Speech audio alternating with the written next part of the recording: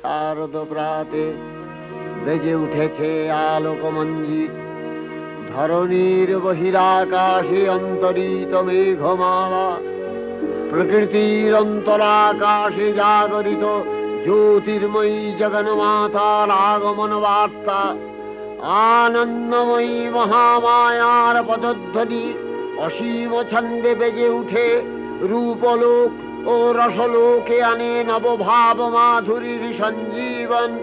তাই আনন্দিতা শ্যামলী মাতৃকার চিন্ময়ীকে মৃন্ময়ীতে আবাহন। আজ চিৎশক্তি রূপিণী বিশ্বজননীর শারদশ্রী বিমণ্ডিতা প্রতিমা মন্দিরে মন্দিরে ধ্যান বোধিতা।